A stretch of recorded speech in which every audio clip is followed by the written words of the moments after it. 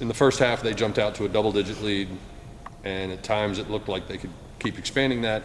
Your team fought back, ended up taking the lead in the second half. What kind of adjustments did you make to rally the troops and get back into this?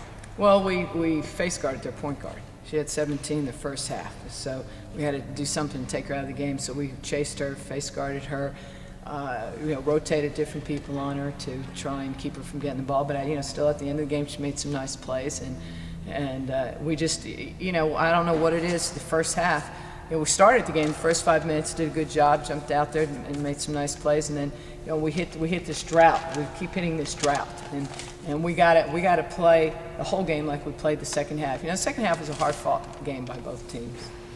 Coming in, you mentioned their point guard, Tamara Marion, 17 points in the first half, like you said. You held her to 2 in the second half. Between that and just the way your team fought back, are you generally pleased with the fight your team showed? And is this one of those where if the game had been 4 or 5 minutes longer, you're coming out with a win? I'm not happy with the consistency of our free throws at the end of the game. Too many times in one-on-one situations we were 1 for 2. Our lead when we were up 4 or 5 could have been extended to 8 or 9 if we hit those free throws. And the other thing is what I talked to them about. I like their emotion and that, but they got to learn to keep their cool. Specifically, Keel Simpson, she got to learn to keep her cool, and that hurts you at times, especially if you get a double technical. At one point I thought the Stephen F. Austin player was getting ready to get a technical, and you can't retaliate. They always catch you when you retaliate. You mentioned Akil. She did have a double-double, 4 steals, 2 blocks. Overall, pleased with her performance outside of the technical that she picked up? She came in the second half, and I challenged her at the end of the first half a little bit, and at halftime. And I challenged all our post players because I thought that they were getting outplayed the first half, and I thought Akil played her heart out the second half, and she's just got to be smarter. She's got to learn to be smarter, but she got out, she denied, she fought hard, and she got after it. She rebounded. She really hit the offensive boards, and that's the Akil that, as I told her, we expect to see the whole game, and not just that last 20 minutes. Akil had 11 points and was one of 3 players in double digits. Samantha Monosmith had 17, Kristen Hernandez had 10, and you had 8 more points in the second half than you did in the first. Overall, were you pleased with the way your offense played today? The second half. I thought we played better the second half. The first half, once again, we can't hit our droughts. They took that lead, and I thought the first half we played on our heels.